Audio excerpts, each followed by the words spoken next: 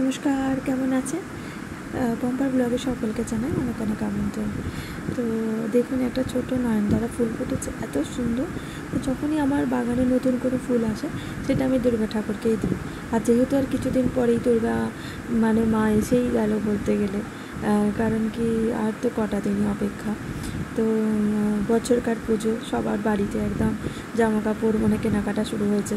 তো আমার বাড়িতেও হয়েছে, কারণ কি আমার শ্বশুরবাড়ি বাপের বাড়ি মিলিয়ে লক্ষ্মী, সরস্বতী, কার্তিক, গণেশ সবারই আছে, সবাই আছে। তো যেহেতু তাদের জন্য তো কেনাকাটা হয়েই গেছে, সেটা অবশ্যই পরের ব্লগে শেয়ার করে দেবো। আর আসলে যেহেতু এখন পুজো, তো একটু অন্য অন্য রকমের কাজও আছে, তার জন্য খুব ছোটো ছোটো করে ব্লগ দিচ্ছি। সকালবেলায় উঠে চা একটু পরোটা করে নিয়েছিলাম, ঘিয়ে ভাজা, তো সেটাই খাওয়া হলো।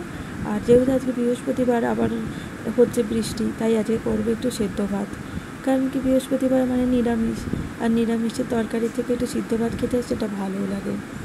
তো দেখুন, আর কি জোরে বৃষ্টি হচ্ছে, গাছগুলোতে একটু প্রচুর পরিমাণে জলও পেয়ে গেল। তবুও ঠিক আছে, এখন বৃষ্টি হয়েছে তবু ভালো, কারণ দুর্গা পুজোর সময় বৃষ্টি হলে পুরো গেল। কারণ এই বাচ্চা ছেলেপুলেগুলোই যে বেরোতে পারবে না পুজোর সময়, এটাই একটা বেশি কষ্টকর। কারণ কি ওদের জন্য পুজোটা সবাই আনন্দ করে, বড় ছোট বয়স্ক সবাই, কিন্তু ওদের আনন্দটা পৃথিবীর সব থেকে বড় আনন্দ।